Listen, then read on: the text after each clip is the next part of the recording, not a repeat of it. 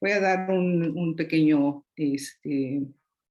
breve mensaje sobre el doctor Mario Molina y su presencia en el Centro de Ciencias de la Atmósfera. Las contribuciones más importantes de Mario Molina al avance del conocimiento en las ciencias atmosféricas fueron en beneficio de la humanidad. A mediados de los 70 realizó una importantísima aportación científica sobre la química de la atmósfera al identificar el adelgazamiento de la capa de ozono en la estratosfera, que se debía a la emisión de gases clorofluorocarbonados. El trabajo que publicó junto con el doctor Rowland en la revista Nature en junio de 1974 y que le hizo acreedor al Premio Nobel de Química en 1995, compartido con Clausen. Estos resultados construyeron la base científica para el establecimiento del Protocolo de Montreal en septiembre de 1987. Conversando con Mario sobre esto, me comentaba que para lograr la firma del protocolo tuvieron que convencer tanto a la comunidad científica de la época como a los gobiernos de varios países sobre el alcance planetario de este problema ambiental. Él textualmente me comentó, no fue una tarea fácil, hubo mucha resistencia, pero finalmente se logró la firma del protocolo. Y remató diciendo, esto fue una muestra de que es posible que diversas sociedades logren acuerdos para un fin común. Mario estaba convencido de la grandeza de la humanidad. En los años 2003, Mario Molina y Luisa Molina fueron líderes científicos de la campaña México City Metropolitanaria, cuyo objetivo era contribuir a la comprensión del problema de la calidad del aire en megaciudades, como lo es la zona metropolitana del Valle de México, a través de mediciones y modelación de contaminantes, lo que llevaría a establecer una base científica para el diseño de control de emisiones, reducción a la exposición de contaminantes y la generación de información sobre problemas de contaminación del aire en otras megaciudades de Estados Unidos y Latinoamérica. En esta campaña participamos investigadores del CCA. Posteriormente, Mario se dio a la tarea de convencer a colegas de Estados Unidos para diseñar y organizar y participar en un gran experimento enfocados al estudio de la contaminación atmosférica en diferentes megaciudades. Mario centraba su atención en el impacto que tenían las emisiones urbanas en la salud de la población. Esto derivado del conocimiento sobre los efectos de cambio climático global por las emisiones de contaminantes atmosféricos. Un ejemplo de ello es el llamado efecto invernadero, donde participa en forma importante el dióxido de carbono, que además de contaminar la atmósfera, la calienta, provocando un efecto inmediato en el clima del planeta, problema global que actualmente enfrenta la humanidad, los ecosistemas y conocido hoy como cambio climático.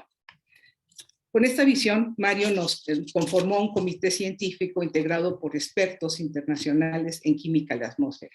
Y a invitación de él me incorporé a ese gran trabajo en donde nos llevó 3 años preparar el experimento llamado Campaña Milagro por sus siglas en inglés, Megacity Initiative Local and Global Research Observation. Este proyecto participamos 400 investigadores de Estados Unidos, Europa y México, dedicados al estudio de la atmósfera de la Tierra, de los cuales 80 éramos mexicanos. Entre ellos el Centro de Ciencias de la Atmósfera. El objetivo principal del proyecto fue entender la evolución y transporte y alcance de la llamada pluma urbana formada por gases y aerosoles que se emiten en esta megaciudad. Se eligió la zona metropolitana de la Ciudad de México como unidad de estudio por el número de habitantes y por su situación geográfica en la franja tropical mundial, donde sabemos se concentra una parte importante de la población del planeta. Con este proyecto, Mario identificó y articuló a un grupo de científicos mexicanos dedicados al estudio de la atmósfera, lo cual propició el desarrollo de nuevas líneas de investigación en nuestro país, mismas que hoy seguimos en el centro cultivando.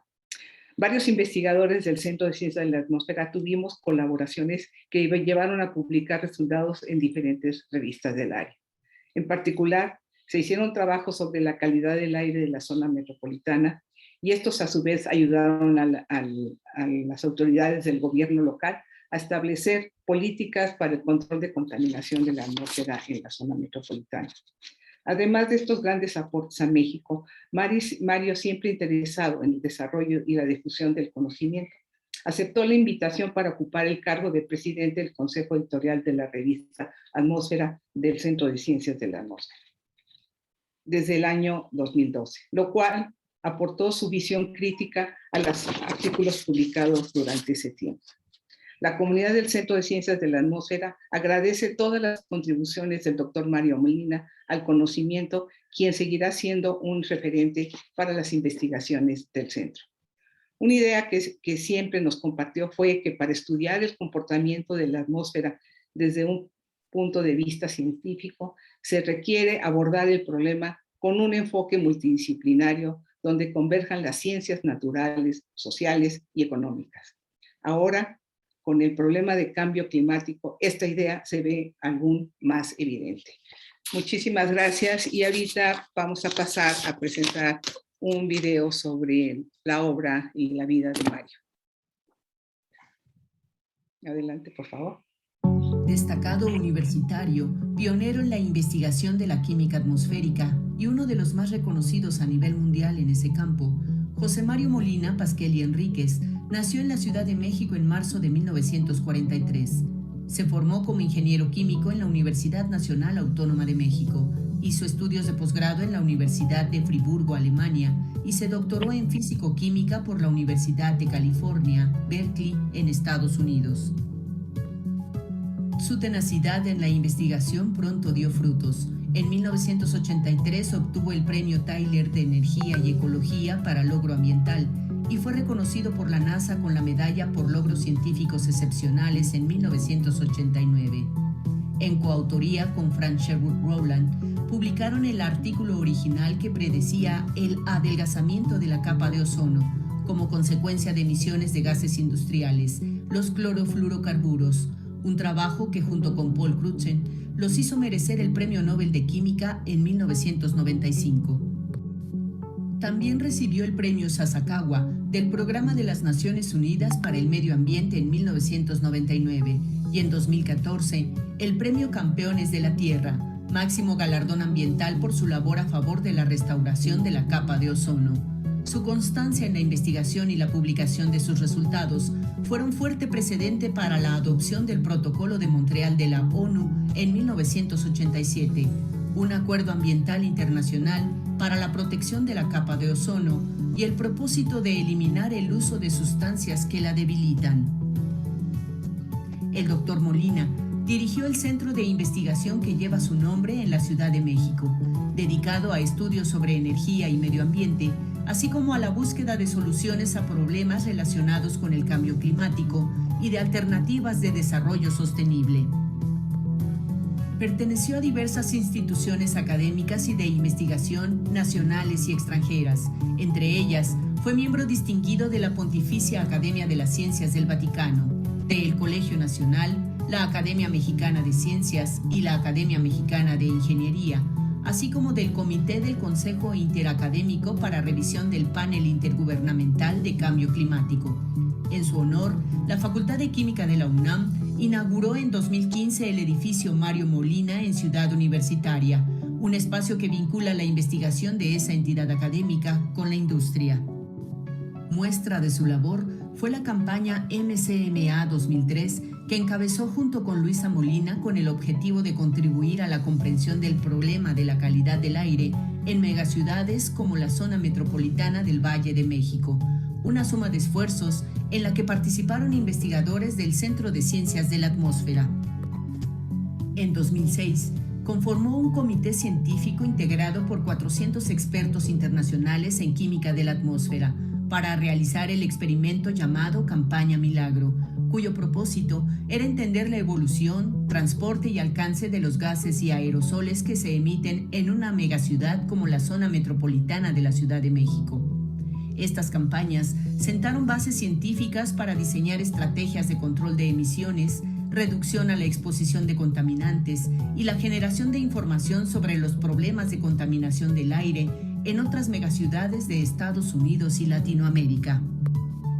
También propició el desarrollo de nuevas líneas de investigación sobre la calidad del aire en nuestro país, que en su momento ayudaron a autoridades del gobierno local a establecer políticas públicas para el control de la contaminación de la atmósfera. Varias de ellas siguen vigentes. Como estos, son muchos los ejemplos que dan cuenta del legado del doctor Mario Molina, quien consideró la firma del Protocolo de Montreal como una muestra de que es posible que diversas sociedades logren acuerdos para un fin común. Él estaba convencido de la grandeza de la humanidad.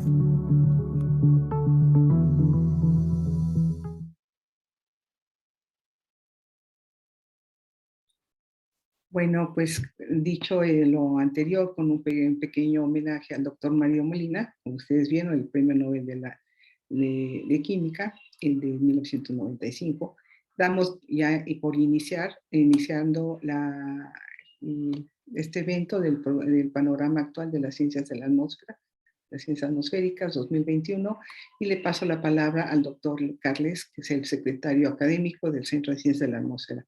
Gracias, para que dé entrada a la conferencia. Gracias. Sí, muchísimas gracias, doctora Telma Castro. Muchas gracias también al doctor Jorge Zavala y a todas las personas que están siguiendo este evento, tanto a través del Zoom como en las redes sociales. Bueno, voy a proceder a leer la semblanza del doctor Jorge Zavala, quien después va a dar esta ponencia.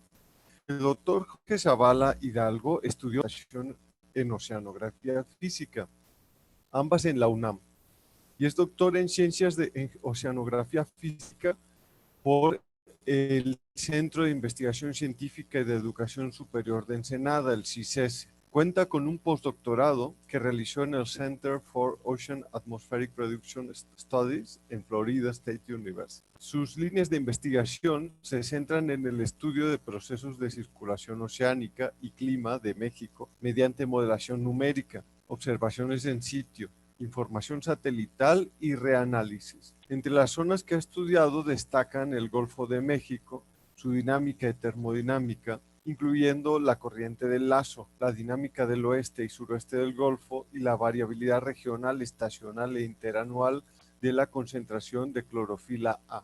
También ha estudiado la laguna de Términos y la laguna de Alvarado, realizando estudios del Pacífico tropical mexicano y colaborando en estudios de la sequía de medio verano en México. Ha desarrollado la línea de investigación en interacción océano-atmósfera y forma parte del grupo de ese nombre en el CSA, mismo que opera los pronósticos operativos meteorológicos y de oleaje en el centro. Ha contribuido a la creación y desarrollo del Atlas Climático Digital de México. Además, fue jefe del Servicio Mareográfico Nacional que se opera en el Instituto de Geofísica de 2006 a 2019, en el que contribuyó a su reconstrucción y modernización. Además, fue editor en jefe de la revista Atmósfera y actualmente es miembro del comité editorial. Ha sido responsable de muchos proyectos, incluyendo sistemas de pronóstico numérico operativo y de oleaje para Pemex y de mareas de tormenta y oleaje para el Servicio Meteorológico Nacional.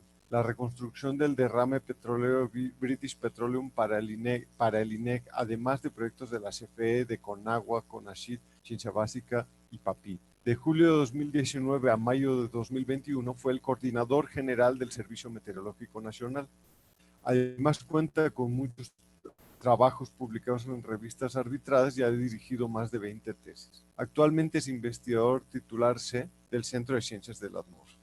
Bueno, antes de darle la palabra al doctor Zavala, quisiera mencionar que las preguntas se pueden ir escribiendo en el chat, las personas que están conectadas en Zoom, o también en las redes sociales, y hasta el final de la conferencia se van a ir leyendo y respondiendo esas preguntas. Asimismo, esta sesión, como todas las que están programadas para el panorama, se subirán en forma de videos de YouTube, esto dentro de algunos días. Así que por mí es todo. Doctor Jorge Zavala, por favor, adelante.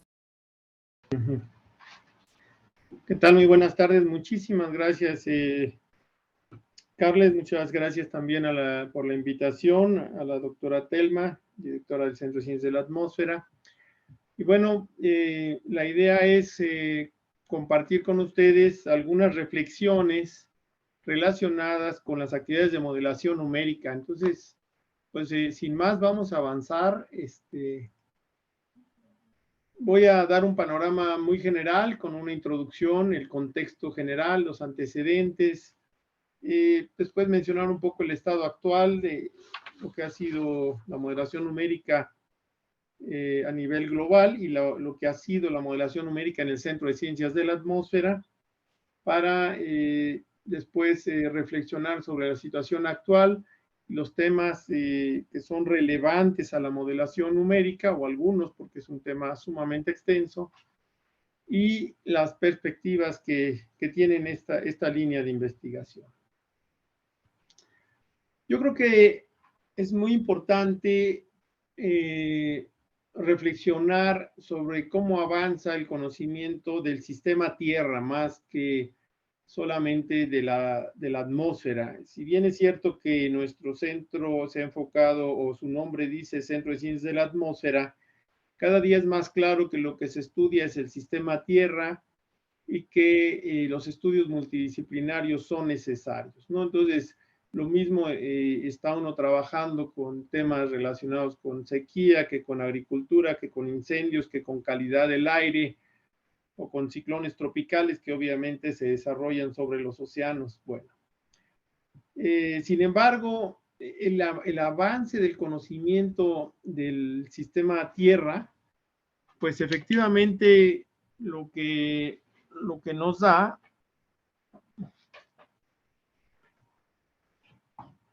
es que tienen que estar interaccionando, por un lado, los conocimientos teóricos, lo que se va avanzando en el conocimiento del sistema.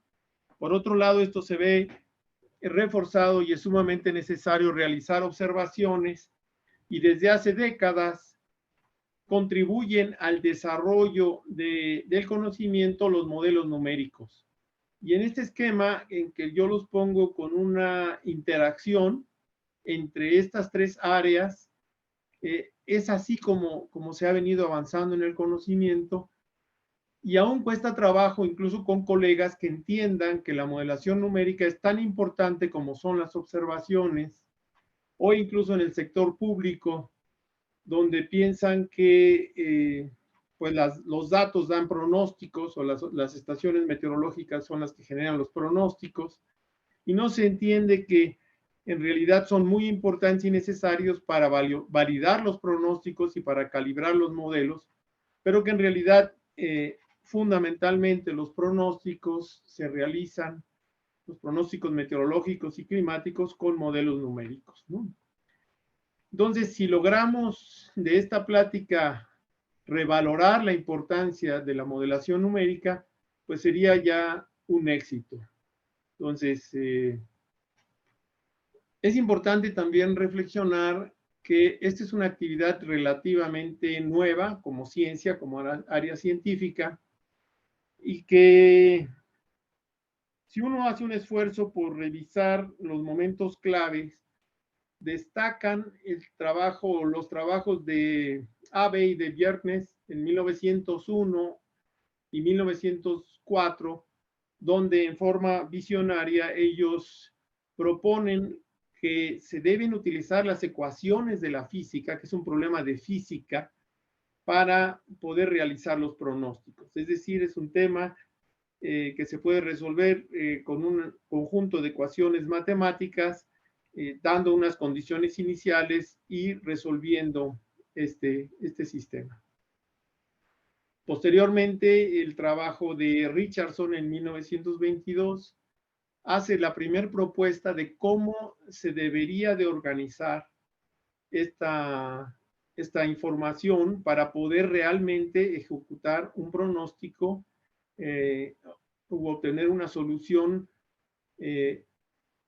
aproximada, o decimos nosotros una solución numérica de este sistema de ecuaciones, pero no es hasta 1950, bueno, había varios problemas numéricos que se fueron resolviendo significativamente. Courant, Friedrich y Levy hacen notar la importancia de ciertas restricciones que tienen que cumplirse o ciertas reglas que tienen que cumplirse para realizar una modelación numérica que pueda ser estable numéricamente, que pueda mantenerse,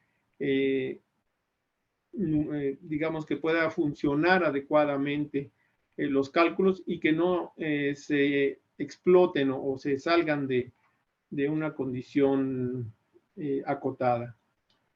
Posteriormente, ya en 1950, se realiza la primera simulación numérica, no en modo pronóstico, sino en modo hindcast o una reconstrucción, y unos años después ya se tienen las primeras pronósticos numéricos, y luego empieza ya una carrera en desarrollar algunos modelos hacia finales del siglo pasado. Entonces, resumiendo, tuvimos en el siglo pasado, los primeros 50 años se fueron sentando las bases para el desarrollo de los modelos numéricos desde el punto de vista teórico y desde el punto de vista numérico, para después pasar ya con el desarrollo de las computadoras a un periodo en el cual sí ha sido o sí fue posible el poder realizar simulaciones y posteriormente pronósticos a partir de sistemas de ecuaciones que eran resueltos numéricamente. Es muy importante el trabajo de Richardson en 1922, que escribió el libro Weather Prediction by Numerical Process.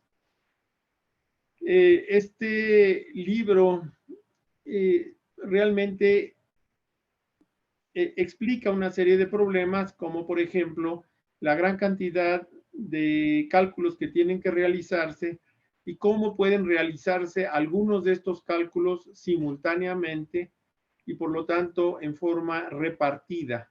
Y esta es la base de la programación en paralelo que se lleva a cabo hoy para resolver estos modelos. Entonces, su trabajo es realmente pionero. Hay un video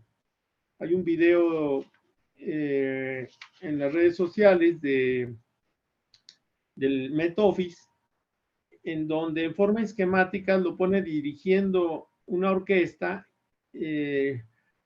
y en donde los músicos son los que están realizando los cálculos y a cada uno le va repartiendo sus tareas y después se reagrupa la información. Y realmente es así como las computadoras van organizando esa información. Por eso es que su trabajo es un trabajo visionario y pionero que sentó las bases de lo que es el cálculo masivo de modelos numéricos, ¿no? Aquí vemos la publicación de Cleveland Abbey en 1901. Es importante decir que es una publicación anterior a la de Bjerknes, el Monthly Weather Review, y que está disponible y se puede encontrar en la red. Es interesante que en la misma página en que está esta publicación hay un reporte sobre México y sobre observaciones meteorológicas en México. Entonces lo pueden ustedes consultar. En 1904, Bjerknes publicó su libro. Él publicó un libro que posteriormente sale esta versión en inglés. El libro está en alemán y está del lado izquierdo, y la traducción posterior o esta versión en inglés se publica unos años después. Y efectivamente es el problema de la predicción del tiempo, considerando las condiciones de la mecánica y de la física, ¿no? Ahora, si bien es cierto que en los libros de meteorología y de climatología se enfocan mucho en los trabajos que acabo de mencionar, sí es importante tener en cuenta que al mismo tiempo o unas décadas antes se empezaron a realizar esfuerzos por realizar cálculos masivos o estimaciones de ciertos valores en forma masiva. No son exactamente numéricos porque eran analógicos en el sentido de que los cálculos se plasmaban en rollos de papel, Y esos esfuerzos son notables, por ejemplo, en las máquinas de predicción de mareas.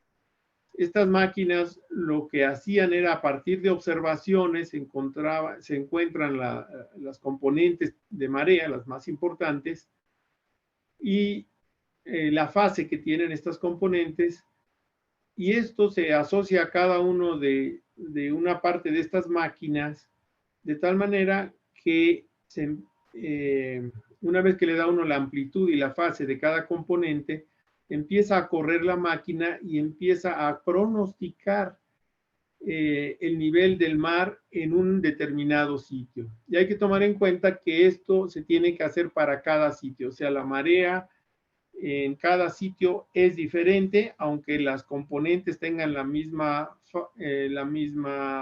mismo periodo, no tienen ni la misma amplitud ni la misma fase, y por lo tanto hay que hacer los cálculos específicos para cada puerto, para cada sitio. Y entonces el esfuerzo que se hacía, imaginen ustedes, había puertos que los barcos no pueden entrar o no pueden salir si no hay un cierto nivel de agua, y esto era muy importante tanto para el comercio como para las actividades militares. Otras máquinas, por ejemplo, recibían la información y obtenían los armónicos principales, como esta de Kelvin, y las máquinas de pronóstico de mareas fueron creciendo, de algunas que tenían 8 componentes de marea hasta las de 50 componentes de Dodson, que son verdaderas piezas de relojería sumamente complejas. Hay una, por ejemplo, en Liverpool, en el National Oceanographic Center, y la mantienen funcionando como museo y son sumamente interesantes, y hay varias otras máquinas en el Museo de Londres, ¿no? Entonces, estos esfuerzos son previos y no son con máquinas electrónicas, son con máquinas mecánicas, y también resuelven problemas más sencillos en el sentido que son deterministas, es decir, se hace el pronóstico y es un pronóstico determinista y se puede hacer a muchos años, ¿no? Normalmente se realizaba el pronóstico de un año, y es un tipo de problema diferente y más sencillo, ¿no? En el caso de la atmósfera, pues en realidad se resuelve un sistema de ecuaciones mucho más complicado, básicamente, o basado en las ecuaciones de Navier-Stokes. Y eso es algo que incluso compañeros de otras áreas no comprenden la diferencia entre resolver un sistema de ecuaciones diferenciales parciales y resolver pues algo mucho más sencillo desde el punto de vista computacional o matemático, y por lo tanto no se requiere una capacidad de cómputo tan grande. Bueno, ¿y qué pasaba en el Centro de Ciencias de la Atmósfera? Bueno, el Centro de Ciencias de la Atmósfera se forma en el año de 1977, pero cuando nace el Centro de Ciencias de la Atmósfera, el personal que le da origen, los pioneros del Centro de Ciencias de la Atmósfera, ya venían realizando trabajos de cálculo numérico desde muchos años antes, ¿no? En particular, el modelo termodinámico del clima o las publicaciones del doctor Adem, que estaban basadas en cálculos numéricos, en estimaciones para realizar pronóstico de las condiciones climáticas, venían desde los años 60. Entonces, desde que nace el Centro de Ciencias de la Atmósfera, ya había una línea de cálculo numérico y de pronóstico numérico que fue desarrollándose y fortaleciéndose y tuvo altas y bajas, pero que siempre ha estado ahí. Incluso en la historia que está en el sitio web, uno puede consultar estos videos y se ven unos esquemas donde existía el laboratorio de modelación numérica desde los tiempos más tempranos del Centro de Ciencias de la Atmósfera. También significativo que en los 80 se corría un modelo barotrópico y posteriormente un modelo baroclínico por el grupo de Buendía, el maestro Villicaña, el maestro Orlando, y efectivamente corrían en los 80s estos modelos con un dominio bastante extenso y con condiciones de frontera periódicas. Entonces, realmente era un esfuerzo muy importante y tenían una colaboración constante con el Servicio Meteorológico Nacional. Esto, años después, bueno, no se le dio por razones que yo no conozco y que habría que entender toda la continuidad que hubiera sido deseable. Ya en el año 2000, bueno, empieza la nueva generación de modelos, pues de modelos de ecuaciones primitivas, con todos los términos no lineales, modelos más complejos, y que al mismo tiempo pues se tienen las nuevas máquinas, el sistema operativo Linux, y empieza un boom otra vez de desarrollo, de investigación, utilizando modelos numéricos, ¿no? Destaca, por ejemplo, el uso del modelo MM5 por Magaña y Caetano en los primeros años de este siglo. Después empezamos a utilizar el modelo WRF, diversos grupos lo han utilizado, lo hemos utilizado en interacción océano-atmósfera, en interacción micro y mesoescala, en clima y sociedad, en física de nubes. Han salido una gran cantidad de tesis a partir del uso de estas simulaciones numéricas y también de publicaciones científicas, ¿no? Desde luego el esfuerzo de calidad del aire del grupo de físico-química atmosférica de Agustín García con el WRF-Chem. También los esfuerzos de modelación climática que realizó o ha venido realizando Benjamín Martínez con diversos modelos, entre ellos el REMO, el FESOM, etcétera. Y después ya una diversidad de modelos orientados a distintos esfuerzos, como la modelación oceánica con el ENCOM y el HICOM, el oleaje con el WaveWatch 3 y la WaveWatch 3, la marea de tormenta con el modelo ATSIR, o otros estudios que hemos hecho para estudiar la dinámica del océano, pero también de fenómenos como los meandros o el meandro de la corriente del Lazo,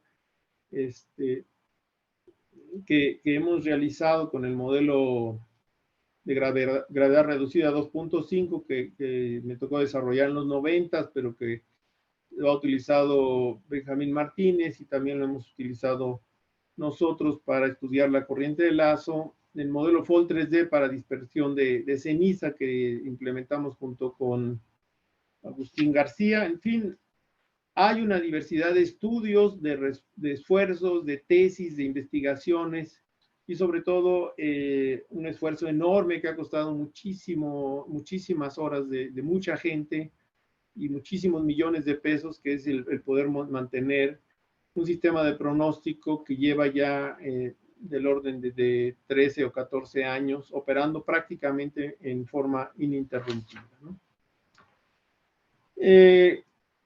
Entonces hay mucho trabajo, quizá no con toda la articulación que uno deseara, o sea, no ha sido muy articulado los esfuerzos, pero hay un esfuerzo y una capacidad muy importante de modelación numérica, tanto para investigación, para tesis, como para desarrollar capacidades de pronóstico. Aquí hay un ejemplo de uno de los artículos pioneros del doctor Adem en 1962. En realidad, varias publicaciones de los 60 y de principios de los 70 del doctor Adem estuvieron pues basadas en cálculos numéricos y que fueron dando forma al modelo termodinámico del clima. El grupo de Buendía, pues sí, efectivamente tenía publicaciones respecto del modelo barotrópico y del modelo baroclínico. Esta es una en la ingeniería hidráulica en el año de 1987. O sea, recordemos que las computadoras personales prácticamente se desarrollan a mitad de los 80s, entonces eran condiciones mucho más difíciles para poder correr modelos numéricos, y también no existía el Internet para poder tener la información de las condiciones iniciales, de las observaciones, etcétera. Entonces, pues había este tipo de esfuerzos desde los inicios del Centro de Ciencias de la Atmósfera. O sea, en el grupo del doctor Adem, pues se mantuvo el esfuerzo del uso, o se ha mantenido el esfuerzo del uso del modelo termodinámico, se ha aplicado al océano, en particular a la temperatura de la superficie del océano. Ahora, el esfuerzo por desarrollar sistemas de pronóstico es por lo menos un orden de magnitud más complicado que el de realizar una corrida para realizar una investigación en particular, para realizar un estudio que nos lleve a una publicación, a un artículo, o para una tesis donde se hace un esfuerzo, se hacen una o varias corridas y se escriben, se analizan las salidas, se aprende algo y se escriben los resultados. En realidad, desarrollar un sistema de pronóstico pues tiene mucho mayor demanda de actividades, va desde el preprocesamiento, el desarrollar sistemas robustos, las comunicaciones, la automatización, la generación automática de gráficos, su publicación en sitios de internet. Y esto pues ha sido un esfuerzo que hemos hecho con mucho gusto y que pues realmente, ¿no?, ha significado el trabajo en términos de horas de personas que han trabajado, compañeras y compañeros, pues es enorme, desde el año de 2004, 2005, y se han desarrollado varios sistemas de pronóstico que son la base de prácticamente todos los sistemas de pronóstico que hay en México, en forma directa o indirecta, a través de alumnos o compañeros o personas que han tomado clases con nosotros, o directamente de sistemas que se han desarrollado, ¿no? Esto ha sido incompleto porque todavía no vamos a decir, no está interiorizada la importancia de la modelación numérica, ¿no? Cuando estuvimos en el servicio meteorológico, estuvimos trabajando en las configuraciones para hacer un pronóstico útil para el manejo de las cuencas y de las subcuencas hidrológicas, y mostrando cómo se podía tener un error sistemático y un error estadístico menor que utilizando los modelos globales. Y esto convenció a varios de los compañeros, o sea, no solo la capacidad de realizar una serie de aplicaciones que se derivan de tener las salidas numéricas y de tener el control de la simulación, como por ejemplo para aplicarlo a pues cualquiera de los temas de lo que se da en llamar como el Met-Office lo llama pronósticos especiales, y la Organización Meteorológica Mundial le llama servicios climáticos o servicios meteorológicos, pero en realidad es generar pronósticos específicos para el transporte, para la energía, para la calidad del aire, para la hidrología, etcétera, en donde uno orienta el producto a las necesidades de cada uno de los usuarios. Entonces, esto que hicimos en particular para el sector hidrológico, mostrando que teníamos mejores pronósticos, y no en un caso, sino promediando un año o mínimo un mes de pronósticos, con menor dispersión, también eso es importante, poco a poco fue permeando en la aceptación de la importancia de realizar pronósticos globales, ¿no? Y es entender la relación entre los pronósticos globales y los pronósticos regionales y pronósticos especiales, como decía yo. Ahora, pues los esfuerzos han sido muy grandes, muy importantes. Por ejemplo, en el pronóstico meteorológico, pues se han desarrollado una gran cantidad de productos, se publican diariamente varios miles de gráficos que incluyen desde mapas de alertamiento, radiosondeos, series de tiempo, distintos productos, distintos niveles, etcétera, que son útiles para diversos usuarios. El pronóstico de oleaje, que prácticamente por muchos años ha sido único en México y que se corre en 3 dominios, un dominio global y 2 dominios regionales. El dominio global es para dar las condiciones de frontera, y luego tenemos el pronóstico de circulación que tuvimos operando durante varios años, y el pronóstico de ceniza volcánica. Y ahora tenemos el pronóstico de marea de tormenta con distintas subregiones, 4 en el Golfo de México y 4 en el Pacífico. Y luego tenemos este tipo de productos donde se integran la salida del modelo meteorológico, del modelo de oleaje y del modelo de marea de tormenta. Por ejemplo, aquí para Grace de hace unos días, en donde pues también se muestra con colores cuando los niveles de alguna variable son de alertamiento, ¿no? En el caso del viento, en el caso de la altura del oleaje o en el caso del nivel del mar, ¿no? Por ejemplo, la precipitación, etc. Una revisión de lo que ha sido, o que son algunos de los aspectos importantes de la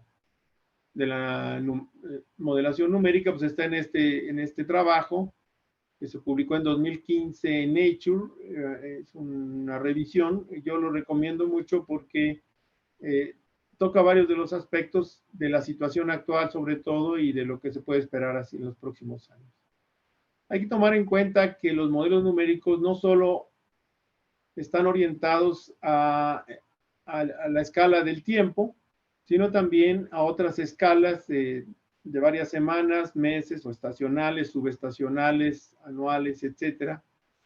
Y aunque en términos de la docencia y de la operación se hace mucha diferencia entre tiempo y clima, en los modelos numéricos esa diferencia se ha venido haciendo difusa. Y esto es porque las configuraciones de los modelos que se utilizan para realizar pronóstico climático cada vez son más parecidos o son los mismos que los pronósticos de tiempo. Cambia la resolución del modelo y cambia que el resultado se da en términos de probabilidad o en términos climáticos, en el sentido de que es el promedio de un periodo de tiempo, pero que se empiezan a aparecer. Y esto también hay que llamar la atención, ¿no? Entonces, no solo es el entender y conocer los modelos numéricos, sino también saber utilizar las salidas de los modelos numéricos que son generados por otros grupos o por los grandes centros mundiales de pronóstico, en particular los de pronóstico de clima. Y bueno, este esquema nos ilustra la importancia de las redes de observación, cómo las redes de observación alimentan los modelos. Hay todo un proceso de cómo se llama asimilación de datos, de cómo incluir esta información en los modelos numéricos, y de ahí se generan los pronósticos globales. Los servicios meteorológicos nacionales o las instituciones académicas o el sector privado generan pronósticos regionales que finalmente llegan a los distintos usuarios, ¿no? Entonces, hay esta interdependencia. Los pronósticos se generan hoy en día en prácticamente cualquier lugar del mundo, fundamentalmente o basados en información que se obtiene de modelos numéricos, siempre revisada por el meteorólogo especialista o el encargado, el climatólogo, de emitir el pronóstico final, pero siempre hay una componente que viene de los modelos numéricos. ¿Y para qué queremos estos pronósticos en particular? Porque decíamos que la modelación numérica nace de la mano de la necesidad de hacer pronóstico. Pues por un lado están los temas de uso cotidiano, como los que estaba yo mencionando, como es la movilidad, el transporte, ya sea aéreo, marítimo, planear nuestras propias actividades, el turismo, la energía. Poco sabemos, pero la energía la variabilidad en el consumo de energía depende fundamentalmente de las condiciones del tiempo. Y depende en dos sentidos. Por un lado, las intermitentes o las energías de la energía solar y la eólica dependen de las condiciones meteorológicas, pero también el consumo o la demanda dependen de las condiciones meteorológicas, porque a mayor temperatura, por ejemplo, hay mayor demanda de aire acondicionado, ¿no? Ese tipo de cuestiones son el dolor de cabeza y la preocupación de SENACE todos los días.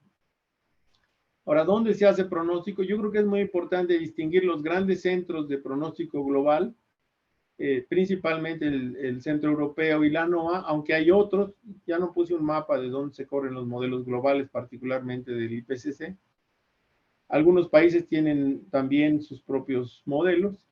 Y en México, bueno, se corren en el Servicio Meteorológico Nacional, se corren en Pemex, en la Secretaría de Marina, en la Comisión Federal de Electricidad y, por supuesto, en el Centro de Ciencias de la Atmósfera, ¿no? Entonces, ese es el panorama general. Ahora, ¿de qué estamos hablando?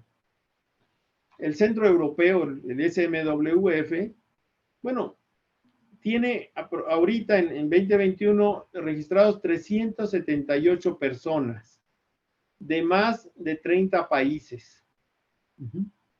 Trabaja, por supuesto, 24/7 y tiene una de las computadoras más grandes y una capacidad de cómputo del orden de petaflops. O sea, del orden de 1000 veces lo que tenemos en el Centro de Ciencias de la Atmósfera.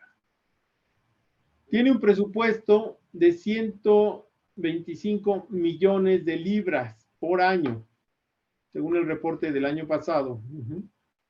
Y aquí vemos la distribución de dónde vienen esos ingresos. Vienen principalmente de los Estados miembros. ¿Y en qué se gastan? Bueno, pues uno de los principales costos es, por supuesto, el salario de todo el personal, pero también los gastos en el mantenimiento de equipo de cómputo, pues son bastante importantes, ¿no? En esta escala, en esta figura, bueno, vemos el centro donde tienen ellos sus supercomputadoras, y en esta gráfica, pues vemos cómo en el eje de las abscisas vemos la resolución de los modelos, y en el eje de las ordenadas el número de núcleos o cores que se requieren para los pronósticos. Vemos una banda en gris que es el modelo determinista de alta resolución, y una banda más arriba que corresponde a los ensambles, que en el SMWF trabajan con 50 ensambles. Y cómo la demanda de energía va creciendo. Nosotros hablamos en kVAs, ellos hablan en MVAs, es decir, 1000 veces más consumo de energía que el que podemos tener nosotros en el Centro de Ciencias de la Atmósfera, ¿no?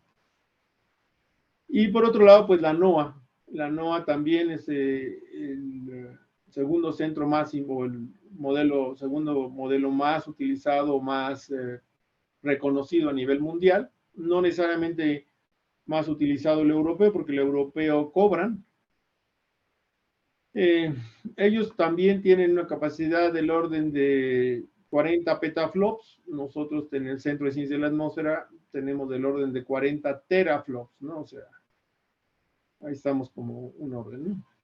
Y pues ese es el presupuesto de 2021 en dólares, 34 millones de dólares. En la UNAM tenemos a MISLI como la supercomputadora, el orden teraflops, y Ometeotl en el Centro de Ciencias de la Atmósfera, que tiene del orden de 42 teraflops, aunque ahorita se está modernizando el otro clúster, que fue el antecesor de este y que ha venido también manteniéndose, ¿no? En esta gráfica se ilustra cómo los pronósticos han venido mejorando. Digamos, en azul está el pronóstico a 3 días, en rojos está el pronóstico a 5 días, en amarillo a 7 y en gris a 10. En la parte de arriba, en el hemisferio norte, en la parte de abajo, el hemisferio sur. y vemos como prácticamente cada década se mejora el pronóstico en un día, en el sentido de que el pronóstico a 4 días hoy en día tiene la misma calidad que el que tenía hace 10 años a 3 días. Y el que, digamos, el pronóstico a 5 días tiene la misma calidad que el que se tenía hace 20 años a 3 días, y así sucesivamente. Y también la diferencia entre el hemisferio norte y el hemisferio sur ha disminuido por los métodos de asimilación y la disponibilidad de información satelital que han permitido reducir esta diferencia, ¿no? Ahora, ¿qué es un modelo numérico para quienes no son usuarios o no se dedican a ello? Bueno, básicamente es una solución aproximada numérica de un sistema de ecuaciones diferenciales parciales en una malla, como la que se ve aquí, y que utiliza las leyes de conservación de masa, de calor, de sal, de momento, de vapor de agua, con información, por ejemplo, de descarga de ríos, etcétera, de radiación solar, ¿no? Se basa realmente en las leyes de Newton. Las fuerzas que están presentes en la atmósfera son la gravedad, la fuerza de Coriolis, el gradiente de presión y otras fuerzas como la fricción, etcétera. En las ecuaciones que se resuelven no se habla de masa, sino de masa por unidad de volumen. No se habla de aceleración, sino de la derivada de la velocidad. La conservación de masa se representa como la ecuación de continuidad en un fluido, y tenemos ecuaciones para el calor, para el transporte de vapor de agua, o en el caso del océano de la sal, etcétera, y pues decíamos se resuelven en pequeñas mallas. Ahora, aquí hay un tema muy importante. Uno de los espacios por los cuales se ha venido mejorando la modelación numérica es a través de estudios y de investigaciones y de parametrizaciones de lo que se llama lo que se resuelve en la escala de la malla o esa cuadrícula, y lo que no se resuelve. Lo que no se resuelve pues está asociado a términos que se llaman fuente, como fuente de calor, etcétera, de vapor de agua, o sumideros, como por ejemplo masa, momento, calor, la propia fricción, la condensación y evaporación, o el forzamiento radiativo. Entonces se hace mucho esfuerzo por parametrizar y ligar o asociar esta parte que es no resuelta por la resolución de los modelos con la parte que sí se resuelve. Y ese es uno de los espacios en donde más investigación se realiza y más esfuerzos se están realizando. Y también estos esquemas muestran cómo los modelos han venido siendo cada vez más complejos e incorporando cada vez más variables. O sea, de lo que eran unos modelos de la atmósfera, hoy son modelos que tienen las condiciones atmosféricas, el modelo de suelo, tanto de cobertura y uso de suelo, como también las propiedades del suelo, es decir, son varios niveles dependiendo de su permeabilidad de vapor, de humedad y de calor. Oceánicos, modelos oceánicos, aerosoles, algunos ciclos como el ciclo del carbón, se incorpora la evolución de la vegetación, la química atmosférica y los modelos de hielo. Ese es el nivel de complejidad, y por eso hablamos de modelar o de estudiar el sistema Tierra, no solo la atmósfera, no solo el océano, ¿no? Bueno, ¿cuál es la perspectiva para los próximos años? Bueno, hay que hacer un esfuerzo por seguir mejorando el preprocesamiento, es decir, la información que se da al modelo antes de que se inicie.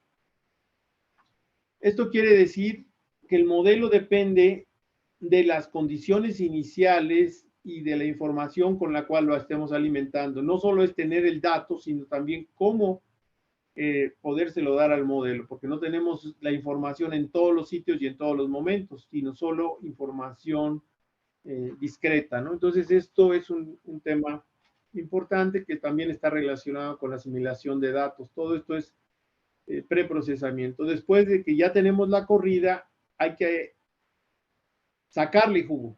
O sea, si son pronósticos, hay que saberlos comunicar en tiempo, con rapidez, con claridad, identificando los temas importantes, identificando cuando se rebasan umbrales que pueden ser, que den lugar a situaciones catastróficas, etcétera.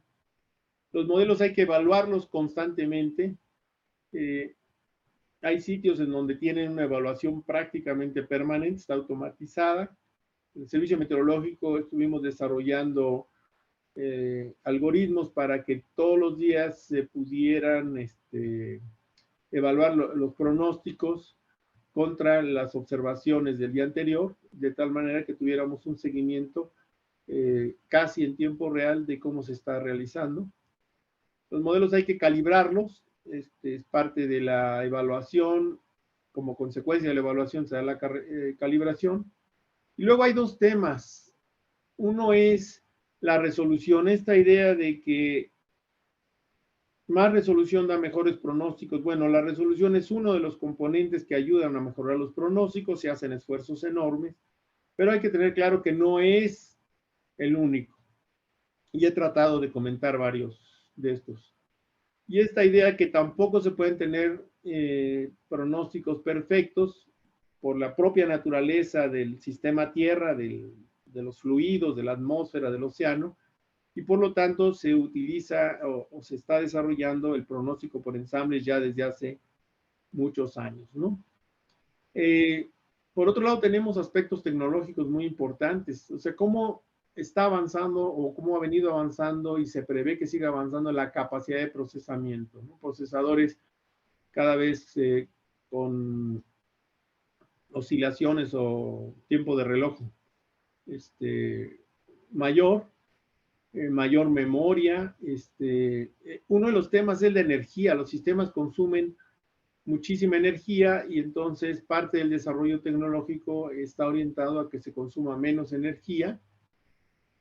Conforme se genera más información, se tiene más resolución, el problema de comunicación se vuelve muy complicado, que también se está avanzando en que sea paralelo, y también la información se tiene que almacenar. Finalmente es mucho más barato almacenar que repetir las corridas, y lleva tiempo, pero entonces hay que realizar, o se realizan esfuerzos muy grandes por aumentar la capacidad de almacenamiento, y no solo es su capacidad, sino el que se pueda tener un acceso fácil y rápido a la información.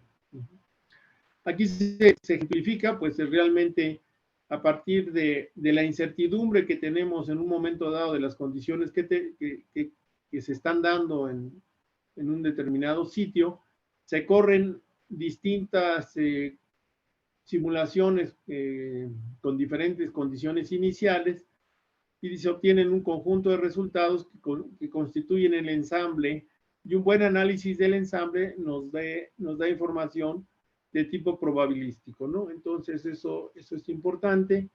Aquí menciono la evaluación de los modelos. Siempre hay que estar realizando diferentes estadísticos, y hay que también entender, ¿no? Mucha gente le da por comparar el punto de malla contra si llovió o no llovió, y puede ser que sí haya llovido, pero una distancia muy pequeña. O sea, sí fue un buen pronóstico en el sentido de que iba a llover y la cantidad que iba a llover, pero no exactamente en el punto de malla donde se está localizando, o lo contrario. En fin, es toda una línea de investigación que tiene que tomarse con mucho cuidado. Y bueno, haría yo unos comentarios finales. Yo diría, es necesario explicar la importancia y potencialidad del uso de los modelos numéricos en la investigación y en la gestión, tanto a nuestros propios colegas que no trabajan directamente con modelos numéricos, que se entienda la relación entre la observación y la modelación numérica, se entienda que es una línea de investigación, de desarrollo, y que merece tanto apoyo como otras áreas, ¿no? Yo diría que lo más valioso que hemos obtenido en todos estos esfuerzos es la formación de altamente capacitada en estos temas. Y hay que mencionar que hay mucha gente, por ejemplo, en Pemex, en la investigación, en CNEAM, en el sector privado, que se han formado en el uso de los modelos numéricos. En general tienen mucha demanda tanto en el sector público como en el sector, en otros sectores, por ejemplo, en Comisión Federal de Electricidad, etcétera. Es una línea de investigación que requiere muchos recursos y mucho personal especializado, es costoso el supercómputo. Y yo terminaría diciendo que el nuevo Instituto de Ciencias Atmosféricas y Cambio Climático seguramente se verá fortalecido esta línea de investigación, ¿no? Y también el que tenga mayor colaboración con otras áreas. Pues esto es parte de lo que yo les quería compartir, pues muchísimas gracias por su atención.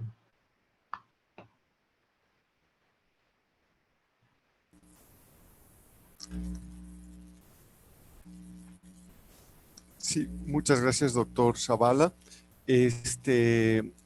Vamos a ver las preguntas. De momento en el chat hay una pregunta de la doctora Castro. No sé si la quiere formular directamente o la leemos.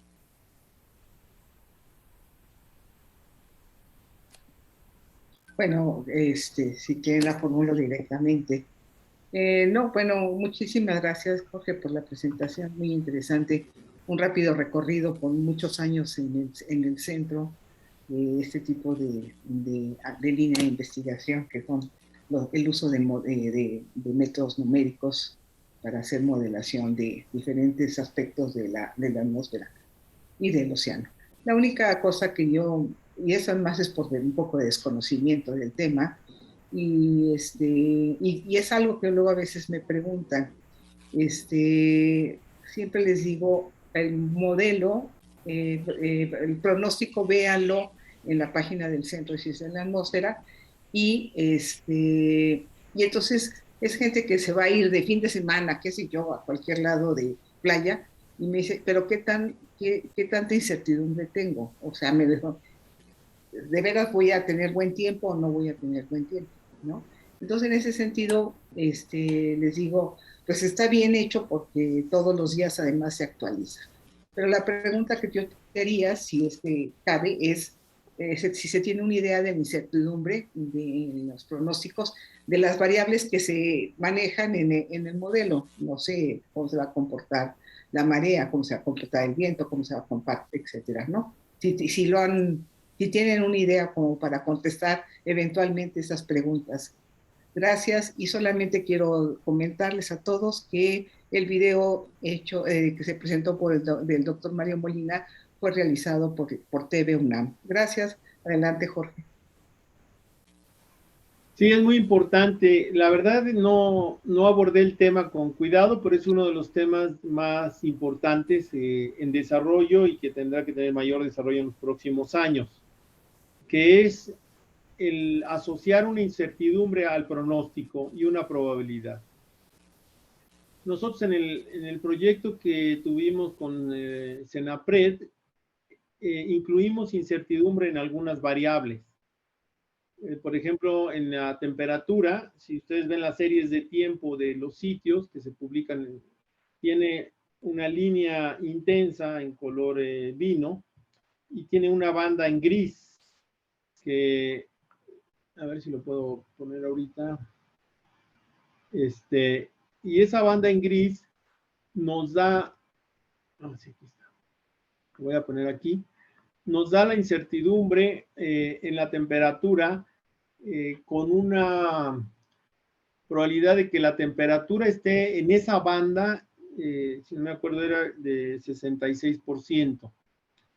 Y se puede poner una que sea de 90%. Y eso es algo que es muy necesario, incluso para la toma de decisiones. Digamos, la decisión de una persona de si va a sacar el abrigo o no, pues es muy importante, pero la decisión de alguien que tiene que decidir si va a abrir o no va a abrir una presa y puede inundar o no una comunidad, pues es mucho más delicada, ¿no? Déjame ver si puedo aquí. Bueno, este es un ejemplo. Entonces, aquí vemos en la parte de arriba estas bandas en grises. Ajá, están hechas para la temperatura. Para la precipitación, se hizo todo el estudio y está en el reporte, pero en esta síntesis gráfica no se pone, porque tiene varios niveles. Primero es si va a llover o no va a llover, eso es binario. Y después se tienen como intervalos de precipitación y uno dice, va a llover dentro de este intervalo. Entonces, ¿cuál es la probabilidad de que esté en ese intervalo o en el intervalo vecino o en dos vecinos? Y así, por ejemplo, estábamos trabajando en el Servicio Meteorológico Nacional. Y esa es una información necesaria y muy importante. Es decir, ¿cuál es la posibilidad de que se me desborde el río? Ajá. Pues a lo mejor es 40% y yo tomo la decisión de evacuar o no evacuar. Uh-huh. Uh-huh. Okay. Pero no es binario y es muy importante, ¿no? Por ejemplo, aquí en oleaje, fíjate que el oleaje tiene una incertidumbre muy baja. Esto se comparó contra boyas. Es cierto que son boyas en aguas profundas, aunque digo, obviamente el oleaje se mide en la superficie, pero el oleaje se comporta diferente en aguas someras, pero se tiene una incertidumbre muy pequeña del orden de menos de medio metro. Entonces, cuando decimos va a haber oleaje entre 3 y 4 metros, es que va a haber oleaje entre 3 y 4 metros con una posibilidad del 90 y tantos %. Claro, si es un huracán y se mueve el huracán puede cambiar, pero si es un frente frío es muy robusto. Y por ejemplo, para el viento, encontramos que en el mar también la incertidumbre es muy pequeña, sobre todo cuando los eventos son intensos. Curiosamente, el error porcentual cuando tienes vientos muy débiles es mayor porque está menos estable el viento, tiene menos, la dirección varía más. Y así sucesivamente. En el caso de la marea de tormenta, en general hay dos casos, no voy a dar detalles, pero en algunos casos lo hace muy bien y en otros subestima. Y tiene que ver con la dinámica oceánica asociada a la elevación del nivel del mar en el caso de esta marea de tormenta. A veces depende del viento perpendicular a la costa, pero a veces depende del viento paralelo a la costa. Y son escalas de tiempo diferentes. Y entonces se estuvo desarrollando durante 2 años, durante más de un año por 2 personas, la siguiente versión del modelo de variedad de tormenta. También llevamos más de un año trabajando en la siguiente versión del pronóstico meteorológico. Pues ahí en un caso estaban 2 personas, en otro otras 2 personas, y esta nueva versión pues pretende, la de marea de tormenta, resolver esta incertidumbre que teníamos, acoplando un modelo acoplando con un modelo de oleaje, pero también incluyendo zonas que puedan ser inundadas. Es decir, la malla ya no va a terminar en la línea de costa, sino que va a penetrar para ver dónde va a inundar el agua. Okay. Entonces, el tema de la incertidumbre y de la probabilidad es un tema de investigación. Hay muchísimas publicaciones, están algunas listadas en que les mencionaba yo en el review de Nature. Muy, muy importante. Y obviamente, la gente tiene que conocer la incertidumbre y tiene que aprender a entenderla. Claro. Porque no es tan fácil que le digas a alguien, ¿sabes qué? Que tienes 20% de probabilidad de que se desborde el río. Y dices, no, pues yo quiero que me digas si se va a desbordar o no, porque claro, así estamos educados. Okay. Es muy importante. Bueno, muchísimas gracias, Jorge. Gracias. Sí, llegaron un par de preguntas a través de redes sociales. Ivonne, por favor, si las puedes leer. Claro que sí. Muchas gracias, doctor Zavala, por su presentación. Voy a proceder a leer las preguntas que nos llegan desde redes sociales, entre algunos saludos y felicitaciones para usted. Entonces, bueno, de Harumi Takano dice, ¿qué retos considera que existen en comunicar la forma en que se generan los modelos numéricos y su utilidad al público en general? Y sumo la de Wenner Ochoa, que dice, ¿cómo integrar la física del caos a dichas modelaciones?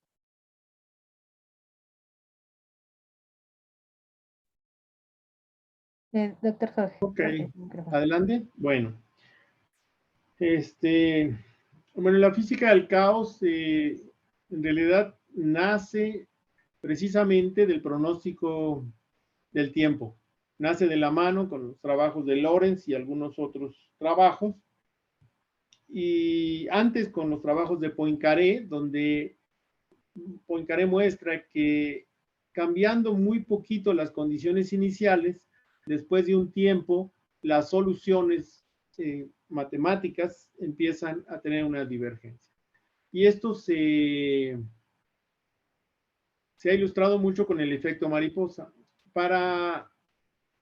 Hay varias estrategias que se han venido desarrollando. Una de ellas es el pronóstico por ensambles, de tal manera que se trabaja con pequeñas variaciones en las condiciones iniciales, diferentes simulaciones, y después se analiza el conjunto de los pronósticos y se va dando un pronóstico de probabilidad. Ahí es importante mencionar que ahí se discute, en el caso de la atmósfera, de que hay un límite de días que se puede pronosticar, que son del orden de 10, hoy en día hay quien habla de 15 días, pero que en realidad estaba muy enfocado a ciertos fenómenos atmosféricos, como por ejemplo, pues las ondas de Rossby. Pero hay otros fenómenos que son mucho más longevos, como las ondas del este, o como pueden ser la Madden-Julian, la oscilación Madden-Julian, o como pueden ser las propias ondas de Kelvin que dan origen, oceánicas, que dan origen al fenómeno del Niño, que tienen un periodo de vida mucho mayor, de semanas o meses, y que nos permiten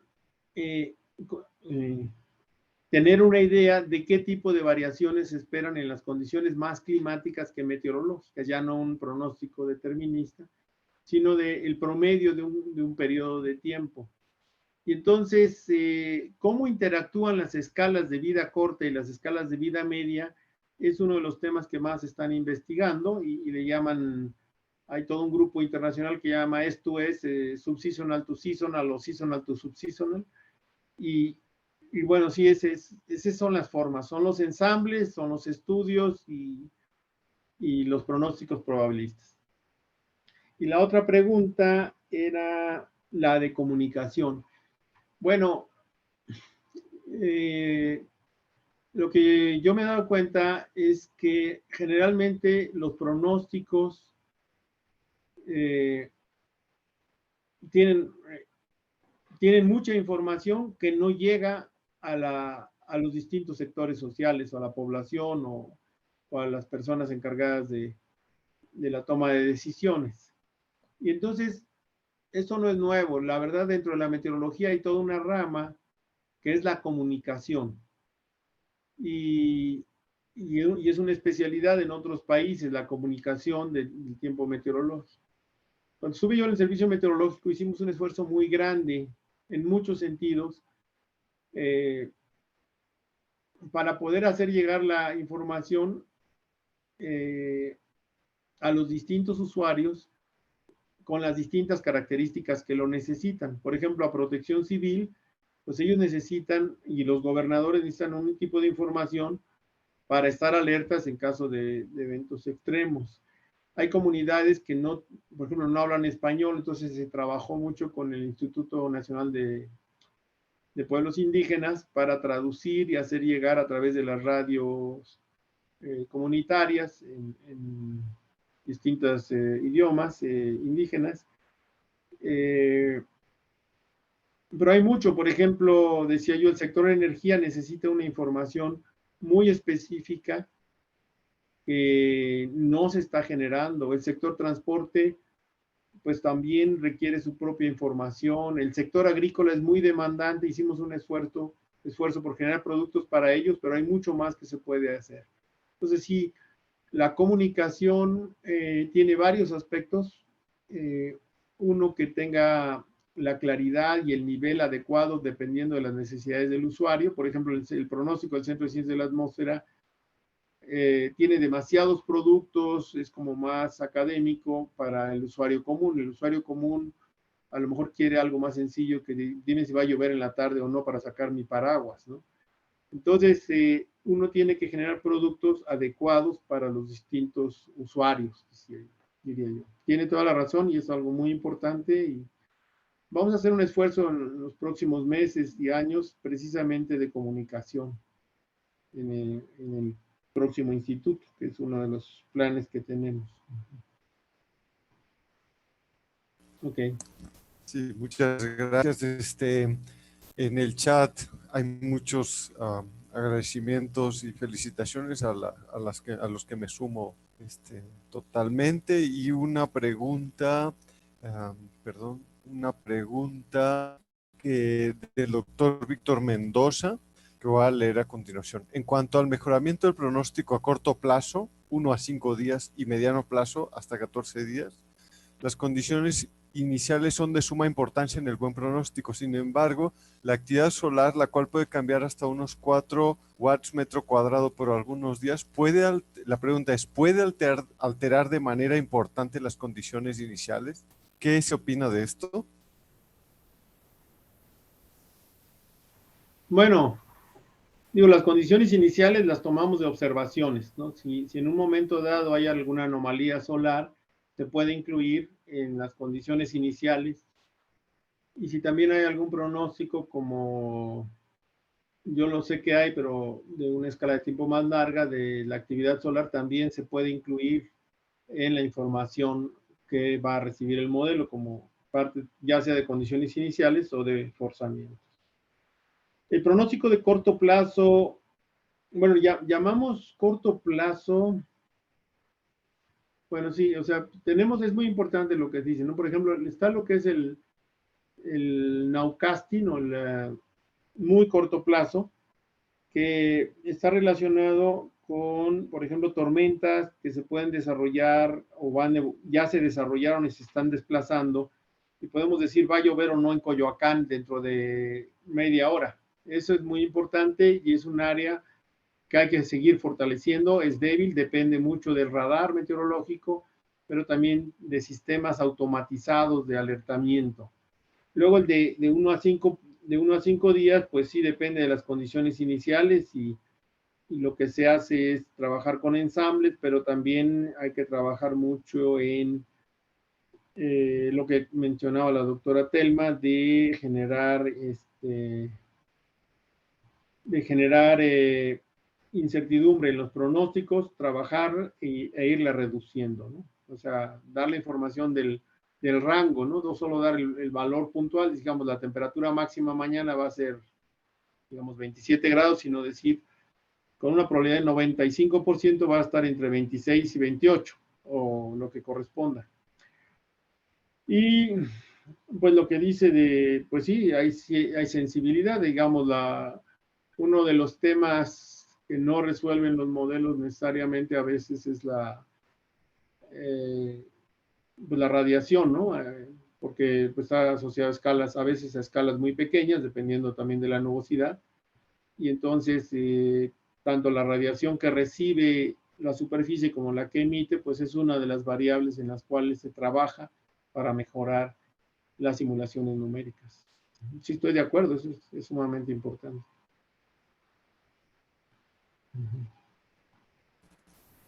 Gracias.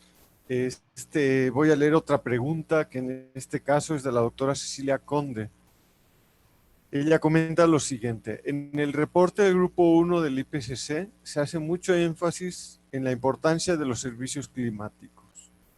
Para el manejo de riesgos se describe la importancia de la coproducción de conocimientos con los usuarios y en su caso de los posibles afectados. Y la pregunta concreta es, ¿sabes si en México ha habido o hay esfuerzos en ese sentido? Bueno, sí, yo comentaba que efectivamente que la Organización Meteorológica Mundial le llama servicios climáticos. En realidad hablan, cuando uno revisa con cuidado, pues se habla de servicios climáticos y meteorológicos en el sentido clásico de qué es tiempo y de qué es clima. Y después han construido la OMM un discurso muy sofisticado alrededor de los servicios climáticos y cursos y demás, pero esto implica primero tener el pronóstico meteorológico tradicional muy bien establecido y después aplicarlo a los distintos sectores, que es lo que decía yo. Y eso pues no ha pasado de la declaración y de los cursos. La OMM hace muchos cursos o realiza muchos cursos, pero no concreta muchas cosas. Me tocó trabajar, por ejemplo, con la COI de UNESCO y era totalmente distinto, era mucho más hands-on, vamos concretando cosas pequeñas, pero vamos concretando. Acá es muy discursivo y fue una de las cuestiones que platicamos mucho con la OMM. Lo que dice Cecilia de trabajar con el usuario es una cuestión importantísima y muy necesaria. Tiene que haber comunicación entre la persona que elabora y realiza el pronóstico y el usuario, porque normalmente cuando no hay esa comunicación, el usuario dice, pues sí está muy bien lo que me dices, pero no es lo que yo necesito. Y entonces, por ejemplo, uno de mis compañeros decía, no, pues es que en Pemex todos los días te están retroalimentando. No, no lo decía con esas palabras, pero digamos, te están diciendo, oye, está pasando esto, el otro. Y entonces es muy útil que tengas la comunicación con los usuarios para identificar qué problemas tienen y generar los productos adecuados para sus necesidades. Y en México, pues en el Servicio Meteorológico estuvimos haciendo esfuerzos con la SADER, para el caso agrícola, con CONAFOR trabajamos mucho, de hecho, prácticamente se desarrolló un pronóstico meteorológico climático especial para ellos. Con SADER era muy general, no era tan específico, empezamos a trabajar con algunas regiones donde había más acercamiento. Con SENACE tuvimos algunas pláticas e intercambios, y con el sector hídrico, pues como es parte de Conagua, pues hay más comunicación. Pero es un área, yo siguiendo lo que comenta Cecilia, que requiere mucho más, que tiene muchísimo espacio, que hay que desarrollar algoritmos, hay que producir información expedita, información clara, específica para los usuarios. Y luego no es valorado, porque es como investigación aplicada, eso no lo puede hacer tan fácil una persona que no es especialista. Se requiere una capacitación, una capacidad y una serie de conocimientos, y hay muchísimo espacio para realizar y para mejorar, y hacen más eficiente el sector productivo, el sector social, mayor seguridad, ¿no? Realmente es algo muy importante, pero yo creo que hay que construir, por ejemplo, hay que decirlo, ¿no? Por ejemplo, los servicios climáticos pues, están muy en el discurso de la OMM, pero si entras a los países europeos, Francia, Inglaterra, o entras a Japón, o Estados Unidos, o Canadá, los que son los más fuertes, por ejemplo, los franceses son los que quizá tienen más desarrollados los pronósticos especiales, ellos no le llaman servicios climáticos, ni siquiera les llaman así, sino que son pronóstico para el sector marino, pronóstico para el sector de transporte, para la, etcétera, ¿no? Pero bueno, el nombre no es lo más importante, pero sí ser muy críticos de pronto con lo que ha sido la burocracia de la Organización Meteorológica Mundial.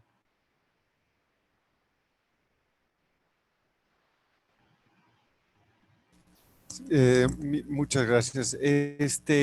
Hay varias preguntas sobre las escalas de resolución, espacio-tiempo, que considero que están siendo ya resueltas o respondidas, por lo que ahora le pediría a Ivonne que nos lea alguna pregunta más de las que están llegando a las redes sociales, por favor. Claro. Pues sí, siguen las preguntas y felicitaciones. Voy a leer la de Javier Rodríguez, que dice: muchas gracias, doctor Zavala. ¿Podría explicar un poco sobre los alcances del pronóstico del tiempo con la modelación numérica? Es decir, el por qué se vuelve menos fiable al observar más días de pronóstico. Esa sería la pregunta.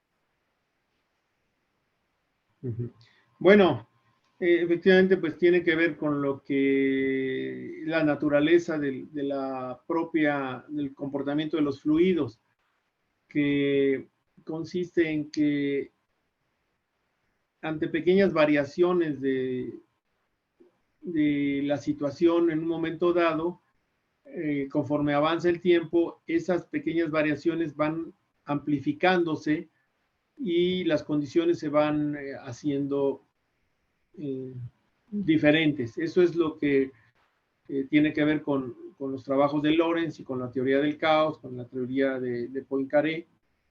Entonces, desgraciadamente, pues es una limitación.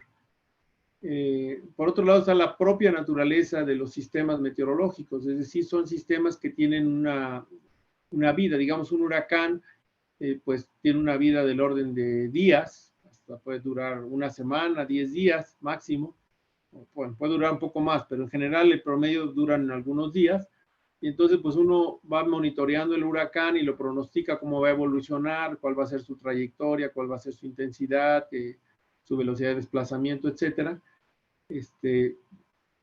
Y otros fenómenos como los frentes o las ondas de Rossby, etcétera, pues también se generan, se empiezan a desplazar y finalmente se van disipando, y eso ocurre en el periodo de días. Ahora, pronosticar que se va a generar una nueva onda de Rossby en otro momento ya es otro nivel de complejidad, o dónde se va a generar un próximo ciclón, si se hace, pero es un nivel de complejidad mayor y de incertidumbre mayor. Entonces, tiene que ver básicamente con el comportamiento de los fluidos, con las escalas de vida de los sistemas meteorológicos, lo que nos da la limitación de que el pronóstico, conforme tiene un mayor horizonte, pues también tiene un mayor incertidumbre o un mayor error. Muchas gracias, doctor. Sí, muchas gracias. El doctor Carlos Gay hace un par de preguntas sobre qué se puede hacer con los recursos de los que se dispone y qué hay que hacer para avanzar en esta investigación. Bueno, los recursos son limitados, no son muchos, y han costado muchísimo esfuerzo. Digamos, en parte de la estrategia ha sido de realizar muchos proyectos de ingresos extraordinarios para poder financiar los equipos con que se cuentan. Y eso ha sido complementario con otros apoyos de la propia institución.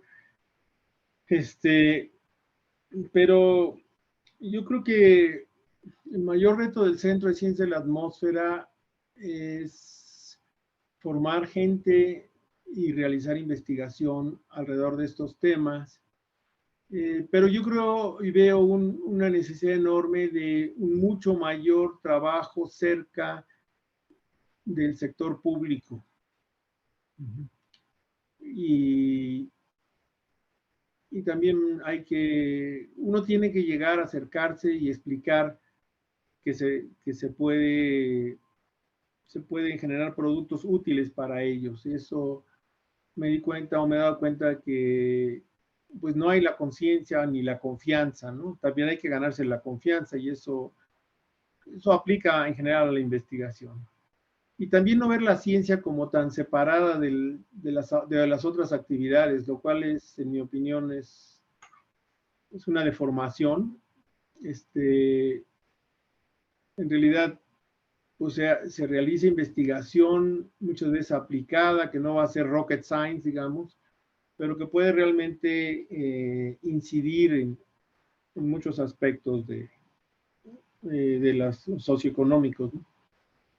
Entonces yo creo que esos dos retos son muy importantes. Formar gente, sí es importante que pudiéramos tener un núcleo duro de apoyo, así que toda la modelación numérica fuera una especie de proyecto institucional, en el sentido de que tuviera un mínimo de presupuesto para poder dar mantenimiento y asegurar la continuidad.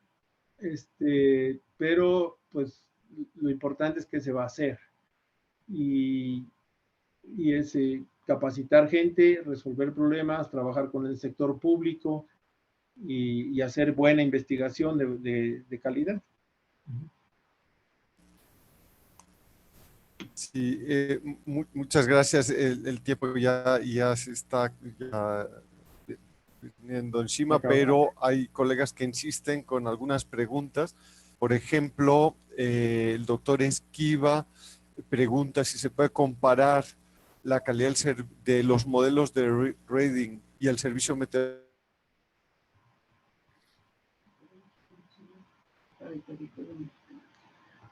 Bueno, ya leí la pregunta. Bueno, obviamente no.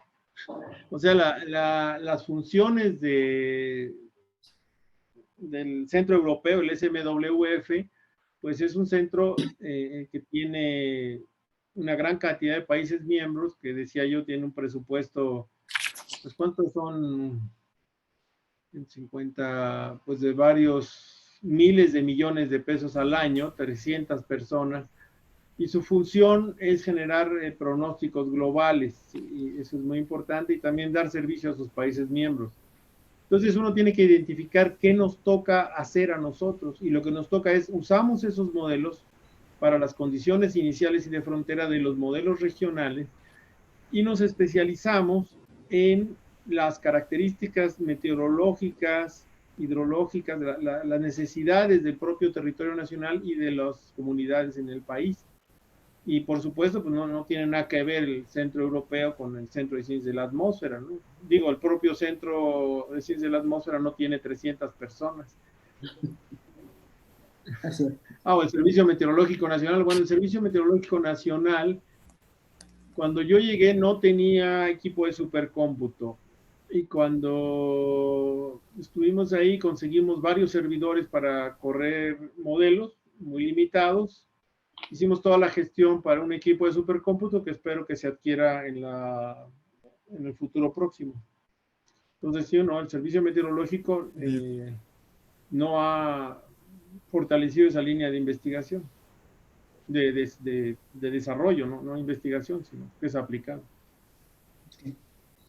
Mil gracias. Creo que es muy importante saber dónde estamos parados para ver hacia dónde vamos. Pues le doy la palabra a la directora, la doctora Telma Castro, para el cierre de esta sesión del día de hoy. Adelante, doctora. Pues muchísimas gracias. Gracias, Carles.